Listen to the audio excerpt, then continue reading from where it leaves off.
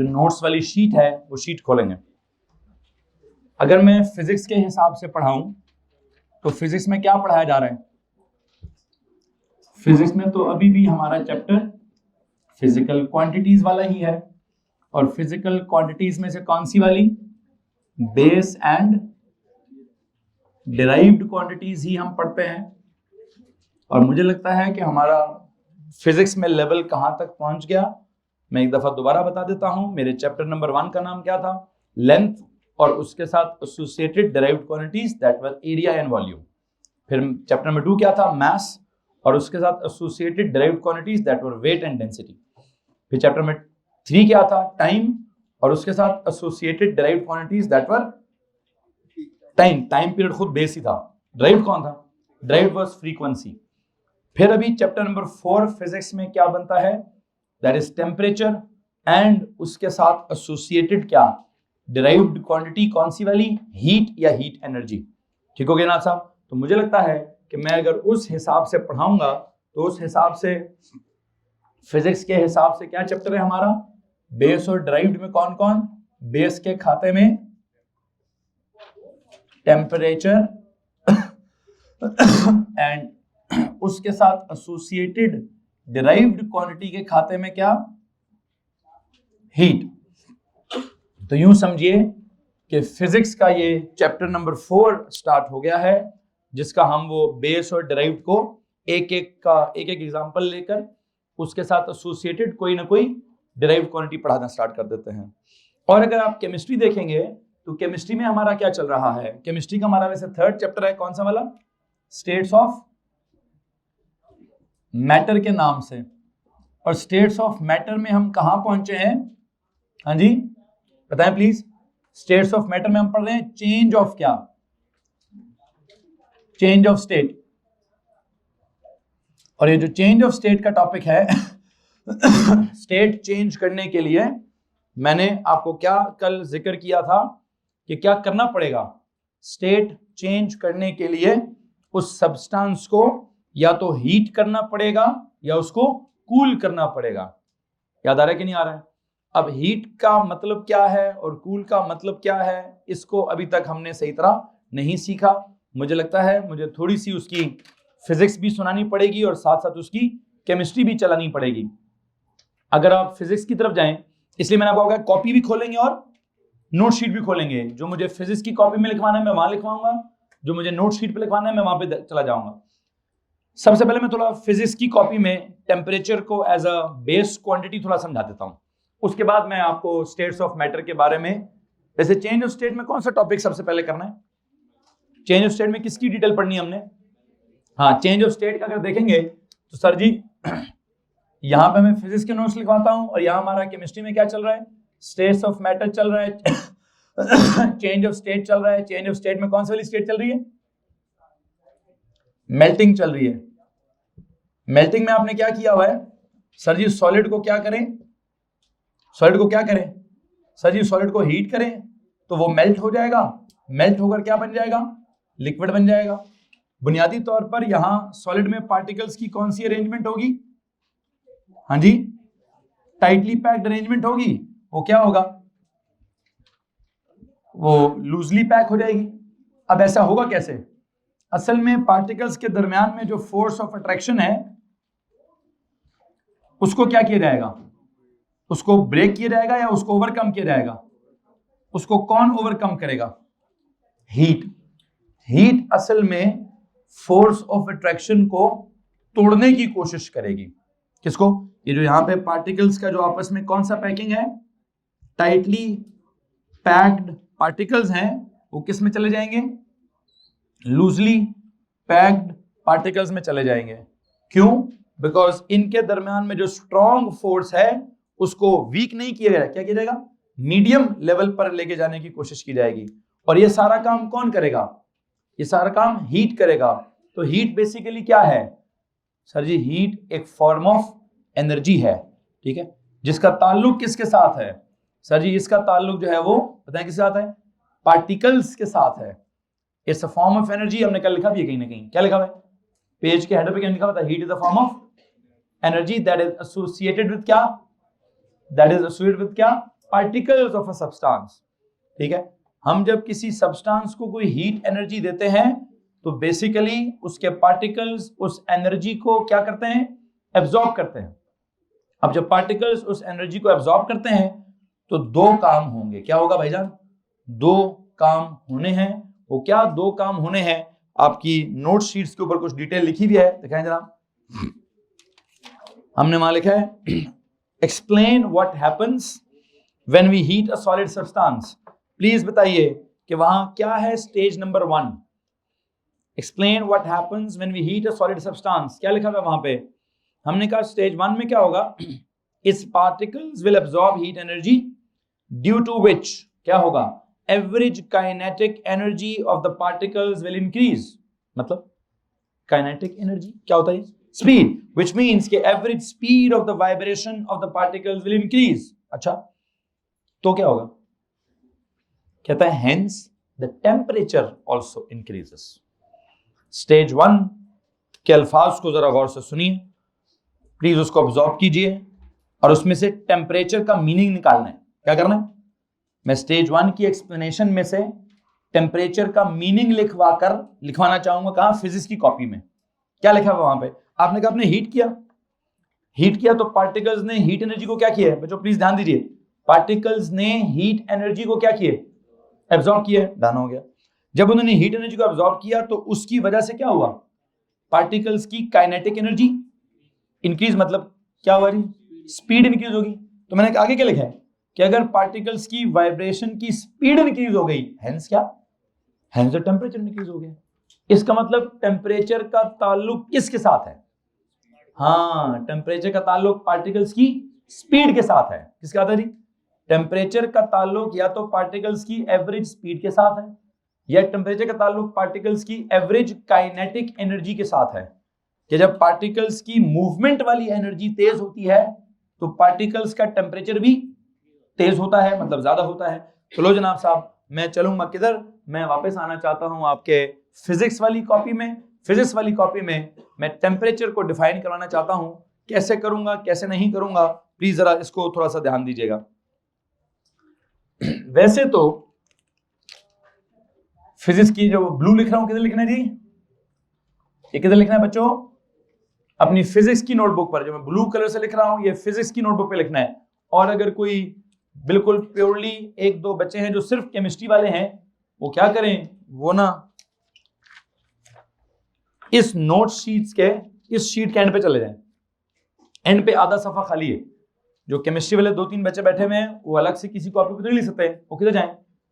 वो इस पेज के एंड पे जाएं। यहाँ पे थोड़ी सी स्पेस अवेलेबल है। इस स्पेस में क्या करें? इस स्पेस में पुत्र जी वहां कोई टेम्परेचर के बारे में जो भी मैं फिजिक्स की बातें लिखवा रहा हूं वो लिखना स्टार्ट कर दें। सबसे पहली बात, वैसे जो यहां से केमिस्ट्री से निकली है बात, वो क्या है? वो आखिरी बात है, मैं सबसे पहले नहीं करूंगा। मैं सबसे पहले क्या कहूंगा, आई थिंक टेम्परेचर जो है ना वो कौन सी क्वांटिटी है? बेस क्वांटिटी है ना। तो मैं तो बेस क्वांटिटी को सही तरह से डिफाइन नहीं कर पाऊंगा। क्यों? वो सेल उसको डिफाइन करने के लिए अगर मैंने कोई लफ्ज इस्तेमाल किया तो वो लफ्ज को समझाने के लिए क्या करेंगे? टेम्परेचर ही इस्तेमाल करना पड़ेगा। कैसे? I think temperature is the measure of the degree of hotness और कोल्डनेस ऑफ एन ऑब्जेक्ट। क्या मुझे अगर आप मुझसे पूछेंगे टेम्परेचर क्या चीज है, तो मैं इसको डेफिनेशन तो नहीं कहूंगा, लेकिन मैं कहूंगा इट टेल्स अस क्या?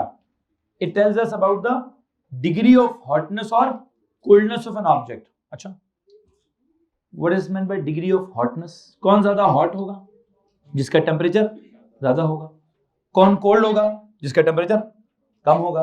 तो हॉटनेस और कोल्डनेस को कौन डिटरमिन कर रहा है? टेम्परेचर से हॉटनेस कोल्डनेस पता चलेगी और हॉटनेस कोल्डनेस टेम्परेचर से पता चलेगी। तो इसलिए जैसे याद आ रहा है वो लेंथ को समझाने के लिए मैंने क्या कहा था? डिस्टेंस। तो डिस्टेंस को समझाने के लिए क्या कहा? लेंथ। मास को समझाने के लिए क्या कहा था? मैटर। तो मैटर को समझाने के लिए क्या कहा? मास। टाइम को समझाने के लिए क्या कहा था? इंटरवल। तो इंटरवल को समझाने के लिए क्या कहा? टाइम।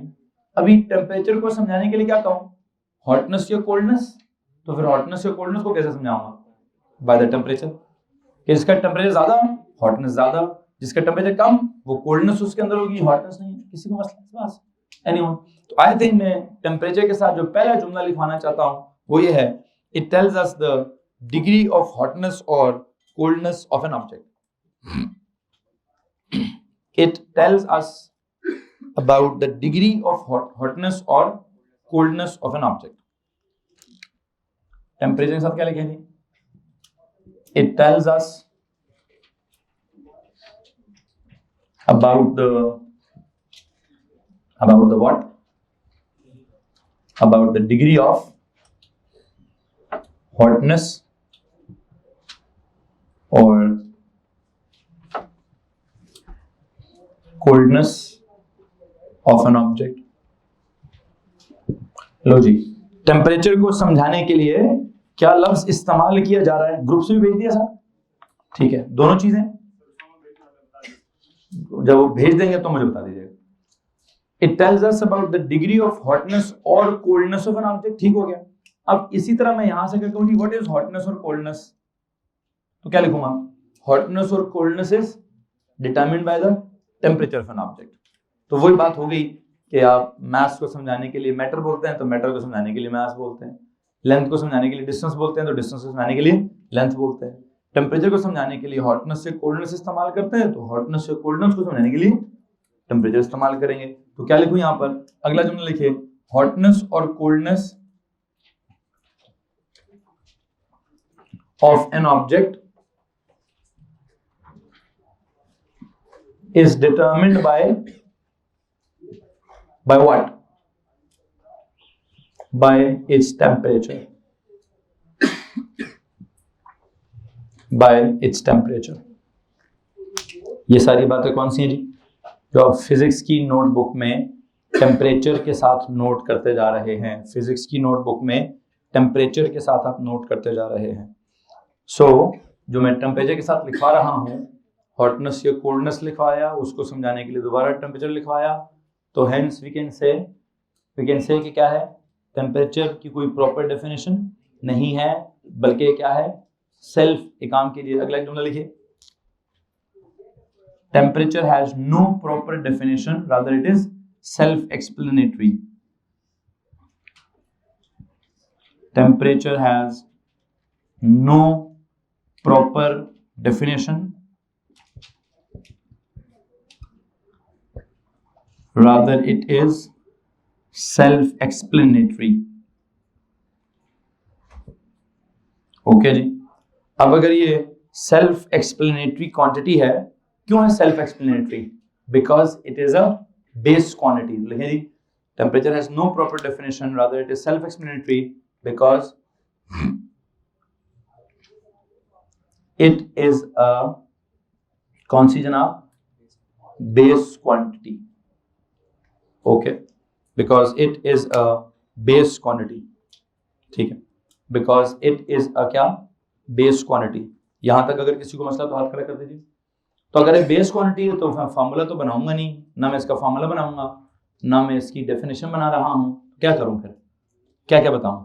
हाँ, एक इसकी सिंबल बता देते हैं और एक इसकी एसआई यूनिट बता देते हैं और देखते हैं कि यूनिट में कोई रफड़ तो नहीं है. इसकी यूनिट में भी एक रफड़ है. क्या रफड़ है देखते हैं. इससे पहले कि मैं आगे जाऊं, लिखिए जी, इट्स एसआई यूनिट इज, बल्कि इट्स सिंबल इज नहीं, पहले इसका सिंबल लिख दें. इट्स सिंबल इज क्या? It's symbol is capital T. अब एक मसला हो गया. क्या मसला हो गया? कि कैपिटल टी जो था वो किसका सिंबल था? वो टाइम पीरियड का था. अब दोबारा एक और कैपिटल टी आ गया. ये किस चीज का सिंबल है? ये टेम्परेचर का सिंबल है. तो परेशान होने की जरूरत नहीं है.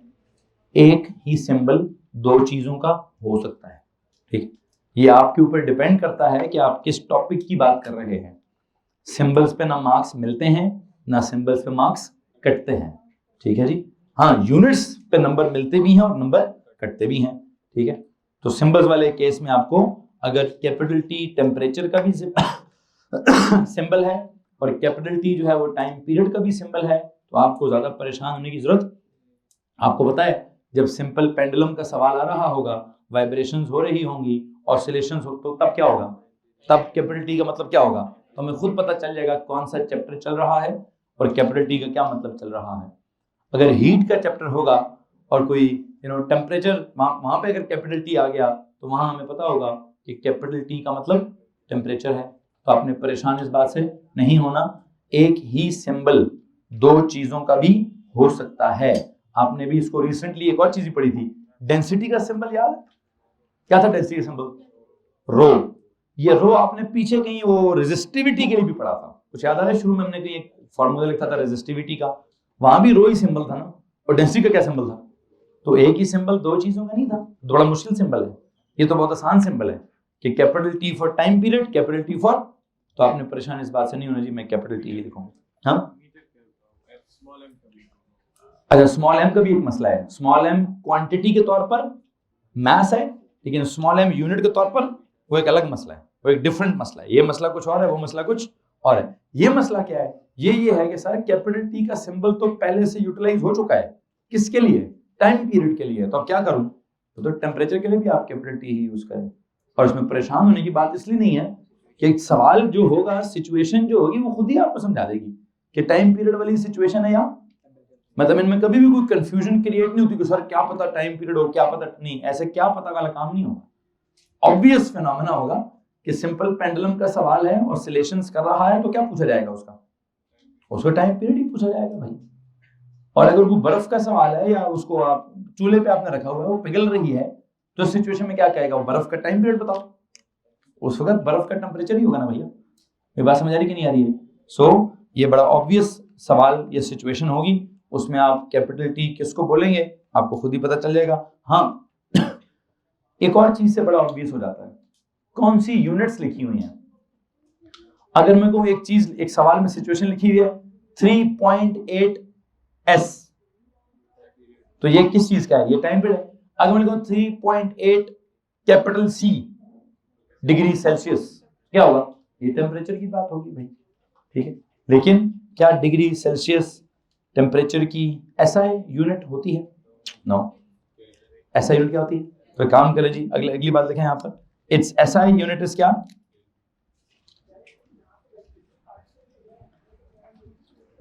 It's SI unit is kelvin. और केल्विन का सिंबल छोटा के है कि बड़ा के है? बड़ा के। ब्रैकेट में लिखें जी बड़ा के। It's SI unit is kelvin और सिंबल क्या है? बड़ा के। अच्छा एक मसला नहीं है यार, हम अपनी जिंदगी में केल्विन इस्तेमाल करते हैं? नहीं, हम तो सेल्सियस इस्तेमाल करते हैं या फ़ारेनहाइट इस्तेमाल करते हैं। हम तो केल्विन सिर्फ किताबों में इस्तेमाल करते हैं। तो आई थिंक मुझे अदर यूनिट्स के साथ भी कोई ना कोई डिस्कशन करनी होगी। तो काम कीजिए, लिखिए जी SI यूनिट क्या लिखा? लिखिए जी non SI unit is, its non-SI unit is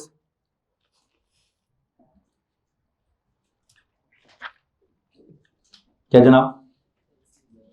its non-SI unit is degree Celsius.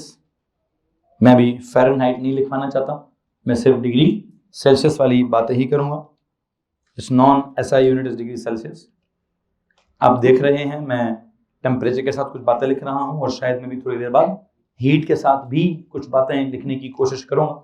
लेकिन इससे पहले कि मैं हीट के साथ कुछ बातें लिखूं, मैं टेम्परेचर की बात को थोड़ा सा मजीद आगे कैरी करके मुकम्मल करना चाहता हूं। हॉटनेस कोल्डनेस लिख दिया, फिर फिर हमने प्रॉपर डेफिनेशन नहीं ये लिख दिया, सिंबल लिख दिया, SI यूनिट लिख दी। नॉन SI यूनिट क्या लिखी आपने कहा जी it's non SI unit is क्या जनाब साहब? डिग्री सेल्सियस, जिसका सिंबल क्या होता है? डिग्री, और C ऐसे इसका सिंबल होता है, ठीक है। खैर केल्विन का symbol is capital K, degree Celsius का symbol is capital C, okay. इनका आपस में कोई ताल्लुक भी तो होगा। जैसे हमने लेंथ के लिए मीटर को पढ़ा था एज SI यूनिट, और फिर हमने सेंटीमीटर को पढ़ा था एज नॉन SI यूनिट। तो क्या रिलेशन था मीटर और सेंटीमीटर के बीच में? 100 का रिलेशनशिप था। फिर हमने अगर मैथ्स में ग्राम और किलोग्राम पढ़ा होगा तो क्या रिलेशनशिप होगा? 1000 का रिलेशनशिप था। फिर अगर आपने टाइम में सेकेंड्स और मिनट्स पढ़ा होगा तो क्या रिलेशनशिप था? 60 का रिलेशनशिप था। फिर अगर आपने डेंसिटी में ग्राम पर क्यूबिक सीएम और किलोग्राम पर क्यूबिक मीटर का रिलेशन पढ़ा होगा। क्या पढ़ा था? 1 ग्राम पर क्यूबिक सीएम में 1000 किलोग्राम पर क्यूबिक मीटर होते हैं। क्या इस बात में किसी को प्रॉब्लम है? नहीं। तो यहां पे भी अब मुझे क्या करना है, मुझे यहाँ पे भी आपको ये सिखाना है कि डिग्री सेल्सियस का और केल्विन का आपस में क्या रिलेशनशिप है। अगर तो वैसे तो हमारी ख्वाहिश है कि रिलेशनशिप्स क्या होने चाहिए, फ्रेंडली नंबर्स वाले होने चाहिए। कौन से? क्या जैसे 1 मीटर में 10 डेसीमीटर हैं, या 1 मीटर में 100 सेंटीमीटर हैं, या 1 मीटर में 1000 मिलीमीटर हैं, तो ये सब हमें आराम से याद हो जाता है। लेकिन अभी हमने रिसेंटली देखा है कि हमेशा ये वाला 10, 100, 1000 वाला हिसाब किताब नहीं होता। टाइम में क्या हिसाब था? अजीब सा। क्या 60 वाला 60 वाला हिसाब था, या 24 वाला हिसाब था। लाइक एक दिन के अंदर 24 घंटों वाला हिसाब है, 1 घंटे के अंदर 60 मिनट वाला। तो अजीब सा नहीं? वो नॉन फ्रेंडली नंबर्स के साथ हमारा रिलेशन बनाओ। तो यहाँ पर भी कुछ अजीब सा हिसाब है। यहाँ अजीब सा हिसाब क्या है? यहाँ अजीब से हिसाब में मैं इस अजीब से हिसाब को मुझे लगता है कि मैं A, B और C के हिसाब से समझाऊंगा। ABC के हिसाब से समझाऊंगा। ABC आप सबको आती हो? नहीं आती? ABC, D, E, F, G, आगे H के क्या आगे? I, J, K क्या? नहीं, बस K तक जाना है मुझे। कहां से कहां जाना है? मुझे ABC पढ़ानी है, C से स्टार्ट करना है और कहां तक जाना है? K तक जाना है। A, B, C मतलब C इधर आ गया। C के बाद D, E, F, G, H, I, J, K। कितने आगे गया हूं मैं? कितनी दफा आगे गया हूं? हैं? मतलब मैं C पे था, C से कितना आगे चला गया? C और K के बीच में कितने बीच में लेटर्स हैं ये बता दीजिए। C के बीच में और K के बीच में कितने लेटर्स हैं आपको मुझे बताना है। C, D, E, F, G, H, I, J, K। तो 1, 2, 3, 4, 5, 6 और क्या? ओहो क्या साइंस है जी। सी से कितना आगे जाओ?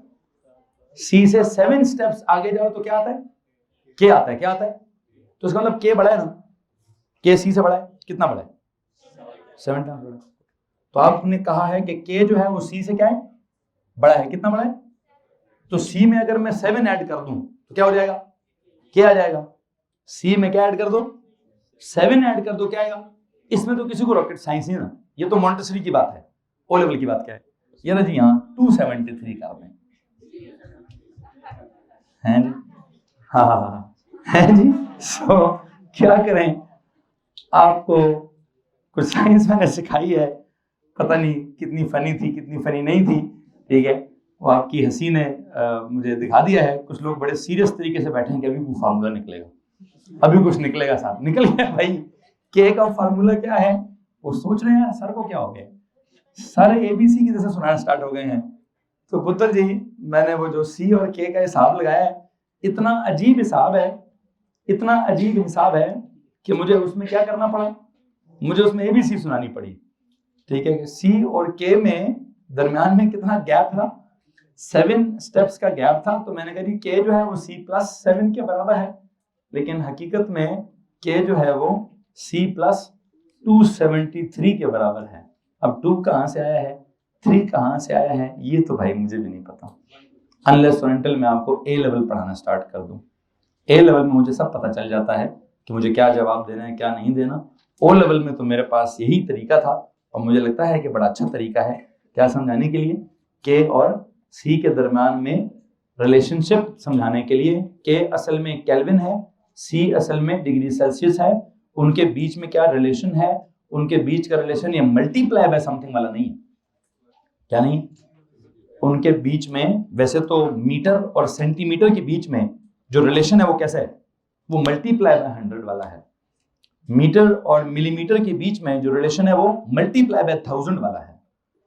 इवन जो टाइम का भी अजीब सा था, वो 1 मिनट के बीच में मल्टीप्लाई बाय 60 सेकेंड्स वाला रिलेशन है। 1 आवर के बीच में मल्टीप्लाई बाय 25 आवर्स वाला रिलेशन है। लेकिन ये वाहिद यूनिट है जिसमें क्या हो रहा है, जिनका रिलेशन मल्टीप्लाई वाला नहीं है, जिनका रिलेशन क्या है जी, प्लस वाला है। कि सी में कुछ ऐड करो तो के आएगा, मुझे लगा सी में 7 ऐड करने से के आएगा, ठीक है। काश के ऐसा होता तो क्या कमाल की फिजिक्स होती कि मैं कहता k is equal to c plus 7, ठीक है जी। लेकिन वो it's not just c plus 7, it's a matter of क्या, 7 से पीछे 2, 7 के आगे, तो इसमें 1 2 3 थी, 1 2 3 क्या हो गई, 2 7 3 हो गई, क्या हुई, 1 2 3 होना चाहिए था, 2 और 3 के बीच में क्या आ गया है, कुछ 7 आ गया है, क्या है क्या नहीं है खड्डे में भेजें, मेरे दिमाग में मजाक सूझ रहा है, मैं उस मजाक को खत्म करना चाहता हूं। और क्या करें, वापस आपकी फिजिक्स की तरफ आते हैं। फिजिक्स में the relationship between K for kelvin and C for degree Celsius is something like this, in which it says कि आपको अगर डिग्री सेल्सियस वाली वैल्यू पता है तो आप उसमें क्या करें, 273 ऐड करेंगे तो क्या होगा। अब सर ये 273 कहां से आया है, मैं हाथ बांधता हूं, माफी चाहता हूं, मैं नहीं समझा सकता, ठीक है। अगर आपको ये समझ आता है तो बड़ी मेहरबानी है, इसके अलावा अगर आप मुझसे चाहते हैं मुश्किल तरीके से समझाऊं तो फिर जितनी फिजिक्स समझ आई है ना सारी भूल जाएगी आपसे, ठीक है। मैं वो मुश्किल तरीके की फिजिक्स अभी आपको नहीं समझाना चाहता, अनलेस और अनटिल एक चैप्टर है हमारे पास गैस लॉज वाला, एक लॉ का जिक्र मैंने कल परसों भी किया था, बॉयल्स लॉ, एक और लॉ है चार्ल्स लॉ, है जी। एक हम जब किसी जमाने में गैस लॉ अगर मैंने आपको पढ़ाए, उसमें अगर मैंने आपको चार्ल्स लॉ पढ़ाया तो शायद मैं इस रिलेशन पे दोबारा बात करूं, शायद मैं इस रिलेशन पे दोबारा बात करूं।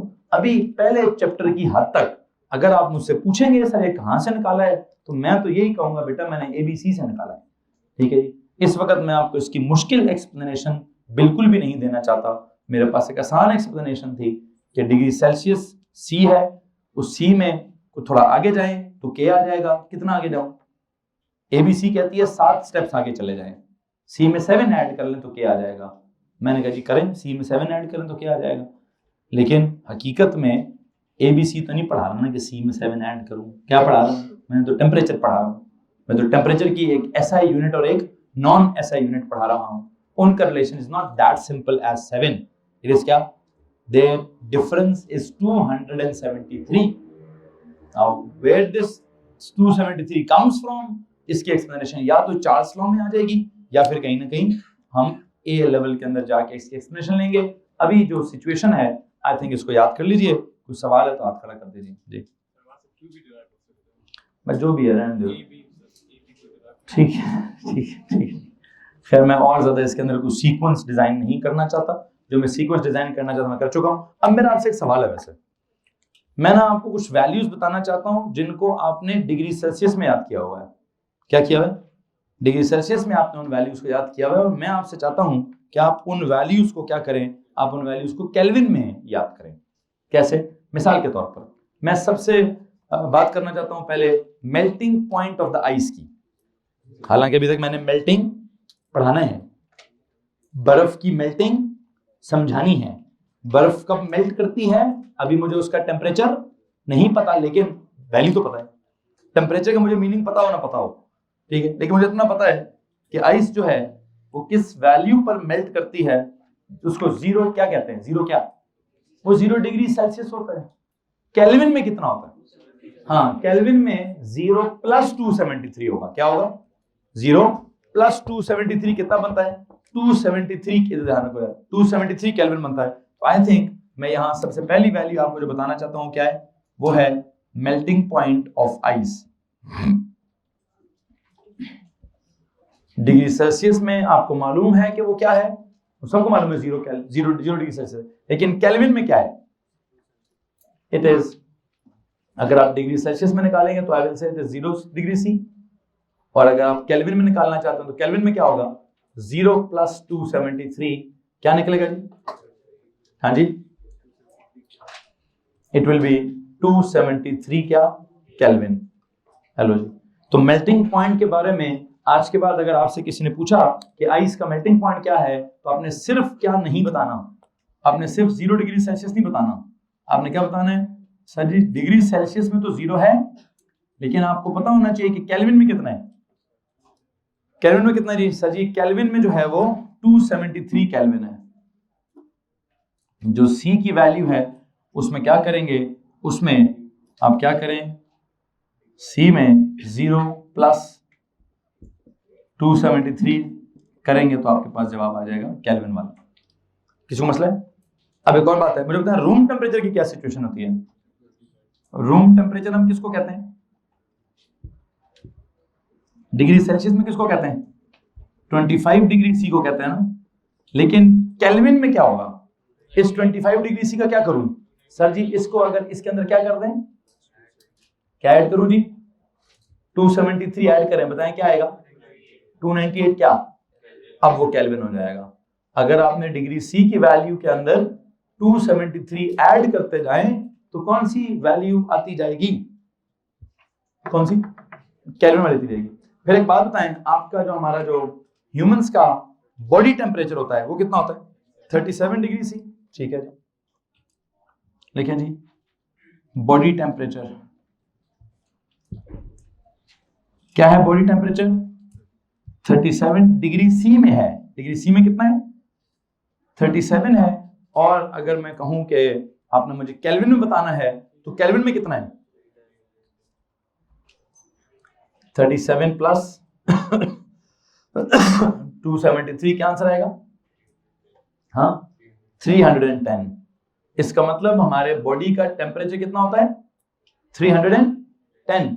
तो फिर ये जो बुखार होता है 102 का बुखार हो गया, 103 का बुखार, ये कौन सा है? हाँ ना पुत्र, वो डिग्री सेल्सियस का बुखार है ना, वो केल्विन वाला बुखार है। कौन सा बुखार है वो? सो फ़ारेनहाइट एक और यूनिट होती है, उसके अंदर हम बताते हैं कि 100 का बुखार है कि 102 का बुखार है कि 104 का बुखार है। ठीक है, वो बुखार हमारा ना तो डिग्री सी में होता है ना केल्विन में होता है। किस में होता है? फ़ारेनहाइट में होता है। अब वो फ़ारेनहाइट क्या होता है मैं अभी तो उसके बारे में कुछ नहीं सिखा रहा, देखते हैं अगले किसी लेक्चर में अगर मैंने फ़ारेनहाइट का जिक्र कर लिया तो कर लूंगा। बहरहाल आखिरी मुझे एक और वैल्यू बता दें, ये पानी का जो बॉइलिंग पॉइंट होता है कितना होता है जी? Boiling point of water is 100 degree C. Boiling point of water boils at क्या? जब वो स्टीम में कन्वर्ट होता है तो कब कन्वर्ट होता है? 100 डिग्री सी के ऊपर कन्वर्ट होता है। और 100 डिग्री सी पर प्लीज टेल मी क्या केल्विन होगा? 100 प्लस 273 कितने हो गए? हाँ जी, इट विल बी क्या? 373 क्या? 373 केल्विन। हेलो जी। सो बताने का मकसद ये है, बताने का मकसद क्या है कि सर जी जो टेम्परेचर है उसके बारे में हमने क्या सीखा है? सबसे पहले वो कौन सी क्वांटिटी है? Base quantity. कौन सी क्वांटिटी थी? Base quantity. और उस बेस क्वांटिटी की एसआई यूनिट क्या है? केल्विन है। लेकिन हम अपनी जिंदगी में नॉर्मली क्या बोलते हैं? डिग्री सेल्सियस वाली वैल्यूज बोलते हैं। और अगर आपको पेपर में इस्तेमाल करनी होगी तो कौन सी इस्तेमाल करेंगे? केल्विन वाली करेंगे। और डिग्री सेल्सियस वाली वैल्यूज को केल्विन में कन्वर्ट कैसे करेंगे? सर जी कुछ ऐड कर देंगे। क्या ऐड कर देंगे? अल्फाबेटिकली 7 का डिफरेंस था, लेकिन हमने कहा 273 का डिफरेंस है। तो क्या करें जी? 273 का एक फिगर है, इसको याद कर लें। 7 तो होपफुली याद हो जाएगा। 7 तो मैंने आपको याद करा दिया है कि सी और के बीच में 7 का गैप है। ठीक है, हाँ 7 से पहले 2 लगा दें, 7 के बाद 3 लगा दें। क्या कर लें? 7 से पहले 2 लगा दें, 7 के बाद 3 लगा दें, तो क्या बन जाएगा? 273 बन जाएगा। प्लीज 273 की फिगर याद कर लें। ठीक है, सेंटी, मिली और डेसी के केस में 100, 10 और 1000 याद करना कोई रॉकेट साइंस नहीं थी। टाइम के केस में 24 आवर्स याद करना या 1 घंटे में 60 मिनट याद करना कोई रॉकेट साइंस नहीं थी, क्योंकि हम वो नॉर्मल जिंदगी में करते रहते हैं। ठीक है, लेकिन हाँ यहाँ पे ये थोड़ी सी पहली वैल्यू है जिसको थोड़ा रटा मारना पड़ेगा। और मैंने इसका रटा इतना आसान कर दिया है कि मैं समझता हूँ इससे ज्यादा आसान अब मेरे पास कोई तरीका नहीं है कि मैं आपको ABC के थ्रू कुछ चीजें सिखाने की कोशिश करूं। कितना गैप डाला मैंने? 7 का गैप। और फिर मैंने क्या कहा? 7 से पहले 2 लगा दें, 7 के बाद 3 लगा दें, तो क्या बन जाएगा? 273 का गैप है। आई थिंक जो मैं समझाना चाहता हूँ आपको समझ आ गया होगा। एक छोटी सी चीज और है, वैसे जब भी किसी बेस क्वांटिटी को पढ़ते हैं उसका मीनिंग मतलब थोड़ा समझ आ जाता है कि कहाँ उसका ताल्लुक है, उसकी यूनिट समझ आ जाती है, उसका सिंबल हो जाता है। और क्या करना होता है? उसका कोई इंस्ट्रूमेंट भी तो होता होगा। हाँ, थर्मोमीटर। क्या जनाब? इसका जो मेजरिंग इंस्ट्रूमेंट है, what is the instrument to measure the temperature is known as क्या? थर्मोमीटर। थर्मोमीटर लिखें। The measuring instrument to measure temperature is the instrument to measure the temperature is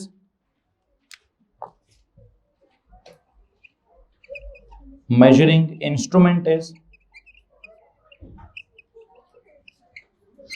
क्या जनाब? थर्म से क्या? Thermometer. You remember this word meter? वैसे तो ये length की यूनिट नहीं है, लेकिन मैंने आपको मीटर के साथ कुछ पढ़ाया था कि किसी भी स्केल के एंड पर क्या लगा दे। You remember Newton metre? What was that? A scale that measures weight is known as क्या? Newton metre. हम अब यहां क्या कहते मैंने? Thermometer. What is therm? Therm is something like heat से रिलेटेड या टेम्परेचर से रिलेटेड एक वर्ड है। तो थर्मोमीटर का मतलब क्या है? ये क्या मेजर करेगा? ये टेम्परेचर मेजर करने की कोशिश करेगा। इस बात में अगर किसी को परेशानी है तो प्लीज हाथ खड़ा कर दीजिए। एनीवन? नो? ओके। अब आई थिंक मैंने टेम्परेचर के साथ जितना बेसिक नोट्स लिखवाने थे वो मैं आपको लिखवा चुका। हाँ, थर्मोमीटर की ड्राइंग बनानी है तो जनाब साहब एक वो कौन सा वाला लिक्विड इन ग्लास थर्मोमीटर होता है, इसमें ग्लास की शीशे का बना होता है वो, उसके अंदर एक छोटा सा सुराख होता है। उस सुराख के अंदर क्या होती है? मरकरी उसके अंदर, या मरकरी होती है समटाइम्स। जो थोड़ा बड़ा वाला थर्मोमीटर उसके अंदर अल्कोहल फिल हुई भी होती है। अब मैंने कौन सा वाला पढ़ाना है कौन सा नहीं पढ़ाना, मैं आपको जो शक्ल ड्रॉ कर देता हूं किसकी। देखिए जी, द फॉलोइंग इज द क्या? Liquid in glass thermometer. मैं कौन सी किसकी ड्राइंग बनाऊंगा जी? और नीचे चले जाएं जी, और नीचे चले जाएं। इसके साथ जो आखिरी बात है क्या है? द फॉलोइंग इज द कौन सा? Liquid in glass thermometer. कैसा सा बनाएंगे जी? एक बिल्कुल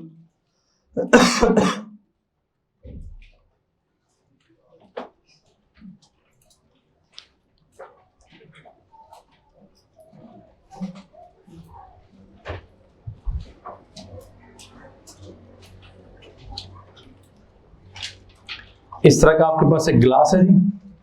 इस ग्लास के अंदर क्या होता है?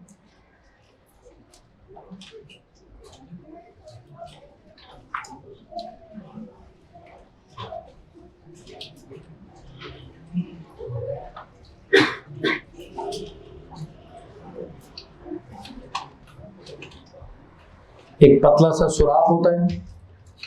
उस सुराख के अंदर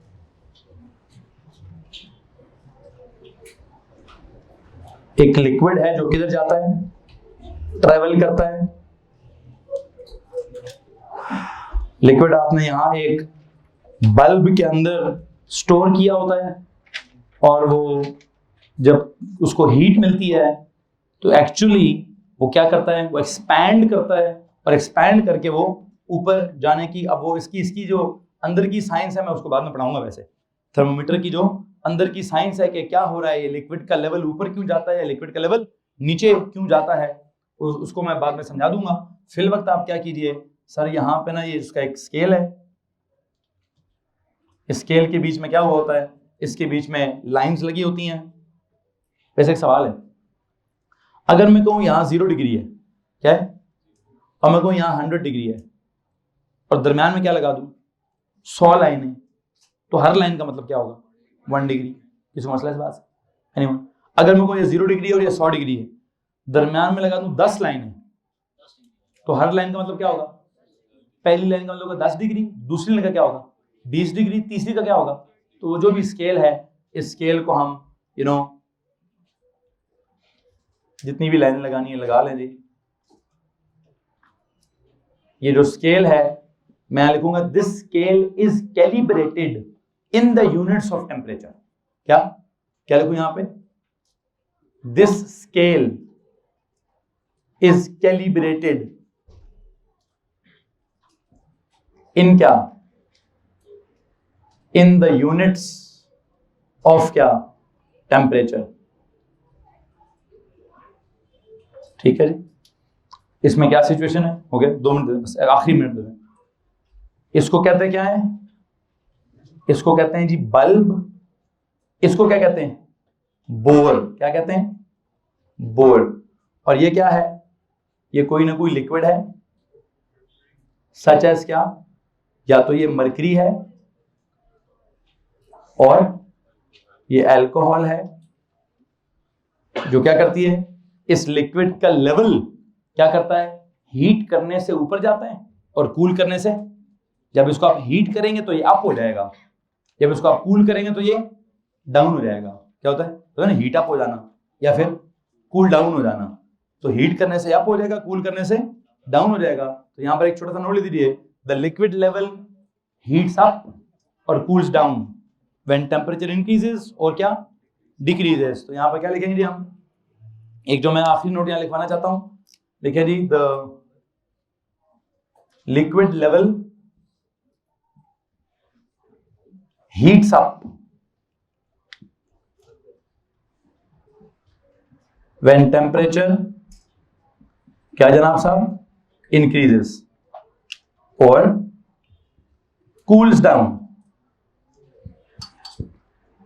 down when temperature goes down. Temperature goes up, the liquid heats up. When it heats up, it moves up. Heats up, moves up, temperature up. When temperature is down, it cools down, it moves down, and you know whatever जो भी science है। यहाँ तक किसी को मसला है जी? ये हमारे पास एक बुनियादी कॉन्सेप्ट है जो मैंने आज आपका टेम्परेचर के बारे में डेवलप किया है। कल के लेक्चर में मैं ये हीट के बारे में क्या करूंगा, हीट के बारे में बुनियादी कॉन्सेप्ट डेवलप करूंगा और फिर वापस किधर जाएंगे, वापस दोबारा वो जो स्टेट्स ऑफ मैटर वाली वर्कशीट है वहां पर वापस जाने की कोशिश करेंगे। बहरहाल अभी भी हैं हम उसी शीट पर, लेकिन टेम्परेचर और हीट को थोड़ा समझने के बाद उस शीट के ऊपर मैं ज्यादा टाइम लगाऊंगा जी। ये लीजिए